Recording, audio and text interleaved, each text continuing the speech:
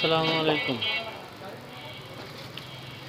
কিছু আশা ছিল আমাদের, কিন্তু সেই আশাগুলো কি আসলে পূর্ণ হবে কিনা এটা নিয়ে আমরা আসলে এখন সন্দিহান।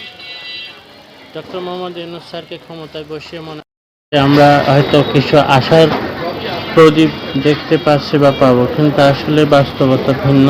আমরা সেই আশার প্রদীপ দেখতে পাচ্ছি বলে মনে হচ্ছে না, কিন্তু ভবিষ্যতে হয়তো বা হলেও হতে পারে। আমরা অনেকটা এখনও আশাবাদী। তারপরে কিছু কিছু পদক্ষেপ নেওয়া দরকার ছিল।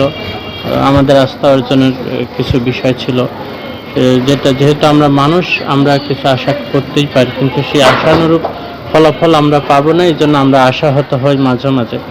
এই বিষয়ে কিছু কথাবার্তা আর কি বলবো। তো দেখেন, একটি সরকার ক্ষমতায় এসে মানুষের আস্থা অর্জনের সবচেয়ে সহজ উপায় হলো গুরুত্বপূর্ণ ইস্যুতে কিছু কাজ করা বা কিছু যুগান্তকারী পদক্ষেপ নেওয়া। ধরুন, সরকার এসে যদি বিশ্বমানের একটি রিসার্চ ইনস্টিটিউট খোলার ঘোষণা দিত, সকল লেভেলের শিক্ষাগত পেশাকে আকর্ষণীয় করে মেধাবীদের বাবা মায়েদের এই পেশায় আসতে স্বপ্ন দেখানোর ব্যবস্থা করত, শিক্ষায় জিডিপির অন্তত 5% বরাদ্দের ঘোষণা দিত, 5% মানে 5% ঘোষণা দিত, তাহলে মানুষ আস্থা পেত। মনে রাখতে হবে, দেশের প্রতিটা ঘরের বাবা মায়েদের সবচেয়ে বড় স্বপ্ন কি? ছেলে মেয়েদের সুশিক্ষায় শিক্ষিত করে রেখে যাওয়া, যেন বড় হয়ে একটা ভালো চাকরি করে সুন্দর একটা জীবনযাপন করতে পারে।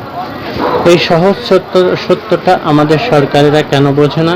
এটা আমার না, আসলে কারুরই বোধগম্য নয়। কয়েকদিনের জন্য শিক্ষা মন্ত্রণালয়ের কিছু বিষয় দেখলাম যে এই মন্ত্রণালয় একটা মাফিয়া চক্র দ্বারা নিয়ন্ত্রিত হয়। এখানকার সকল কর্মকর্তা সারাদিন কেবল নিজেদের লাভ নিয়ে ব্যস্ত থাকে, অথচ এরা এই দেশেরই নাগরিক। এদের উচিত ছিল জাতির উপর শিক্ষার গুরুত্ব বুঝে সততার সাথে সর্বোচ্চ সার্ভিস দেওয়া। এরা ব্যস্ত থাকে হ্যাডম দেখাতে, হ্যাডমকে ব্যবহার করে দুর্নীতি করায় সর্বদা ব্যস্ত থাকে। শুধু শিক্ষা না, শিক্ষার সকল লাভ এক নিমিষে শেষ হয়ে যেতে পারে একটা ডায়াগনস্টিক মেডিকেল রিপোর্টে। এর অর্থ শিক্ষার সাথে স্বাস্থ্যও সমান গুরুত্বপূর্ণ। এটিও বাংলাদেশের সবচেয়ে অবহেলিত, যেটা আমি এর আগেও বলে আসছি। এই দুই খাতে ব্যর্থতার কারণে দেশের ছাত্রছাত্রী ও রোগীরা যথাক্রমে লেখাপড়া ও চিকিৎসার জন্য বিদেশে যায়। এর ফলে দেশের বিপুল পরিমাণ বৈদেশিক মুদ্রা বিদেশে চলে যায়। এর জন্য ব্রেন ড্রেনও হয়।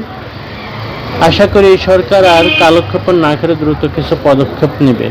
এতে দেশের যেমন লাভ হবে, তাদেরও লাভ হবে।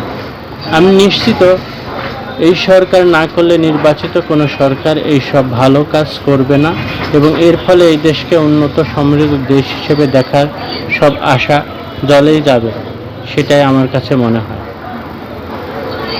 তো আমরা খুব আশা হয়েছিলাম বা আশা করেছিলাম যে এমনটাই হবে, কিন্তু প্রতিনিয়ত আন্দোলন, সব পক্ষের অসন্তোষ, এসবে মনে হয় সরকারের অবস্থা কিছুটা নাজুক। তবুও আশা করি এখন না হলে আর কখনোই হবে না।